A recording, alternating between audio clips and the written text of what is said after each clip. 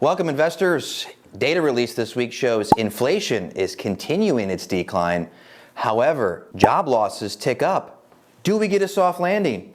President Xi and President Biden meet, and at least there's dialogue. Let's get into it. But before we do, if you find value from this video, be sure to like this video and subscribe to our channel so you can stay ahead of the curve with our weekly market videos. I'm your investment advisor, Jake Ackerman. Let's dive into it. All right, we need to start with this soft landing talk that's all over CNBC, that's all over the analyst channels on YouTube. You hear it everywhere. Everything is fine. Inflation's coming down. Job market's still strong. And we need to be crystal clear in understanding the timelines before we start to ring the bell of success with this interest rate hikes bringing down inflation. So I want to start with a Nobel Prize economist, Milton Friedman. And he coined the term long and variable lags. And we need to understand this. And we also need to know the timeline on this as well. So the Federal Reserve started raising interest rates in March 2022. We're now in November 2023, roughly 20 months later since they started raising interest rates.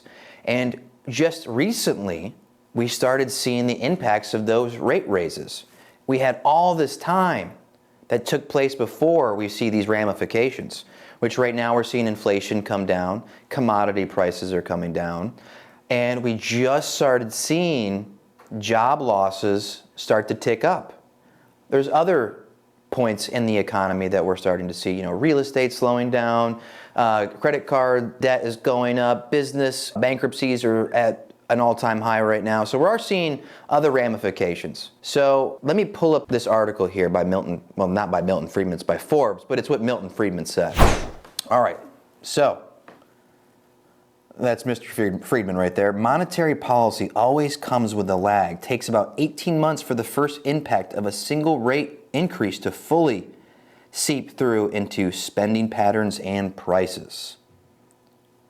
All right, I'm going to slide down here and highlight another area so we can understand this a little bit better. What is the lag? The delay is variable, ranging from 4 to 29 months. So what that means is when they start tightening monetary policy, which is raising interest rates, it takes a heck of a long time before we start to see it, 18 months before we feel the first impact of the first rate increase. We had many, many increases. They were raising rates from March 2022 all the way into June 2023 so far. And do we get another rate increase? That's to be determined. If we start to see a big inflation tick back up, that's a possibility. I don't think we're going to get one right now. But the data could change the dynamics, geopolitical tensions. But election year, the more time goes on, the more lag effects that we're going to feel, and we're not going to need these interest rate increases.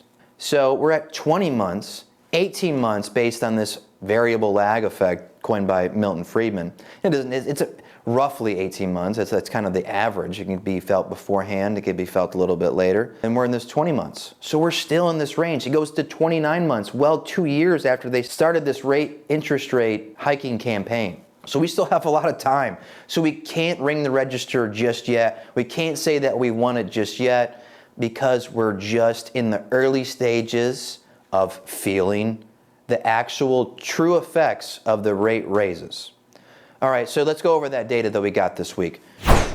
In jobless claims, which is people losing their job, claims climbed to a 3-month high of 231,000, and signs labor market is cooling. Another piece of data for you. Inflation, CPI data. Inflation flat in October thanks to cheaper gas prices. CPI shows U.S. prices not rising as fast. Okay, so that's some signs that the rate raising campaigns are starting to show themselves. Inflation's continuing to come down, and your job losses, which is they've highlighted, they want to see them. That shows that the rate raises are having an impact in the economy because people are going to start losing their jobs. When people lose their jobs, they can no longer go out and spend. And it's a cycle. If people aren't going to spend with businesses, those businesses can't hire employees. They can't spend on their staff. So as this continues to process into the economy, we're going to continue to see the ramifications. So patience on making big investment decisions. Patience on, hey, we won this. Patience is going to determine your success as an investor going forward here, because we are, again, in the early stages. Things easily could get a lot worse, or we could maintain where we are. And we do have an election next year. Expect everything to come out that possibly can to not get a recession. Let's move on to President Xi, President Biden's meeting here in the United States over in San Francisco. Not a lot came out of that, but there was a couple things that I really noticed. And, President Biden, is going to be a politician when it comes to this. He's going to do what he can to maintain a friendly facade in front of President Xi. So is it's not just President Biden; it's all of his staff around him. I mean, they're all making decisions and doing these things together. However, when they're face to face, trying to get the deal done, but when he's away from him, he's still. And this is very important that we maintain this, and the United States maintain this, both Republican Party and Democratic Party maintain this stance and understanding. So I want to highlight this. And Anthony Blinken face in response to this was pretty funny. So I wanted to put this up there. So check this out. Mr. President, after today, would you still refer to President Xi as a dictator? This is a term that you used earlier this year.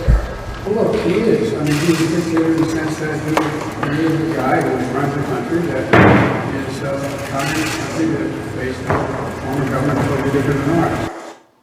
I mean, when you're trying to make a deal, that may not always be the best form of negotiation, but it's 100% true. And being weak with the Chinese through history has not really paid off. So I stand behind that statement. And, President Xi and the Chinese Communist Party are as such. So, when we're making deals with them, when we're showing our cards, we need to come from a side of strength. However, there was some really negative impacts of this meeting. Well, it depends what side of the aisle or what stance that you are on. And it involves Taiwan. The more that I listen and see what the Chinese are doing when it comes to Taiwan, I think it's almost with certainty that they're going to look to take over Taiwan again. They feel it's a part of China. So there's nothing that's going to stop them from doing it. It's going to be what the world response is. And how, do we have some kind of World War III? What kind of economic sanctions are going to happen? What is going to be our response? And understanding that the Chinese is going to fade Taiwan, is going to try to take it back over. We don't know the exact timing on this, but it's probably sooner rather than later. And what a great time to do it during an election year when America is very divided and possibly at its weakest point, even though their economy is quite weak. But they've been weak for quite some time now, and they need to come out of this. And if you look through history, wars do bring a lot of necessity to their own society, to their own people. They'll give them jobs. They'll give them reasons and purpose, which is a lot of what people need. They need purpose in life. So depending on, let me show you this next clip, and it depends on what side that you lean on, but I just know it's likely going to happen.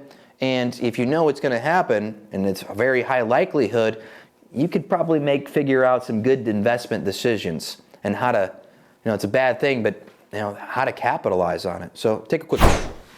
In social media and in Chinese state media afterwards, that the Chinese side was not content with what the U.S. was saying on Taiwan. They did get a commitment from President Biden that the U.S. does not support Taiwan independence.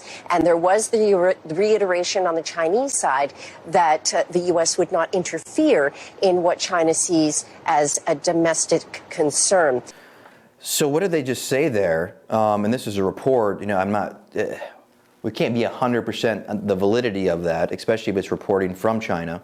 They do not. The U.S. doesn't acknowledge Taiwan independence, and they're not going to interfere when China goes to invade Taiwan. I think those are some pretty serious terms, saying that, kind of a go-ahead almost. Now, again, I think this will further develop. We'll get some more concrete and clarity whether that's exactly what took place.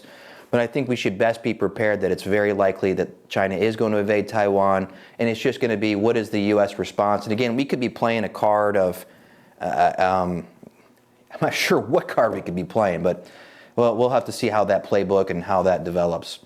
So join us next week. You know, we'll be, it's the holiday, Thanksgiving. Happy Thanksgiving to you and your families. It'll be a short week, not a lot of news. So we'll just touch base on what happened early in the week real fast. And then we'll start to move on towards the last month of the year. So stick with us. Expertise you deserve, experience you can count on.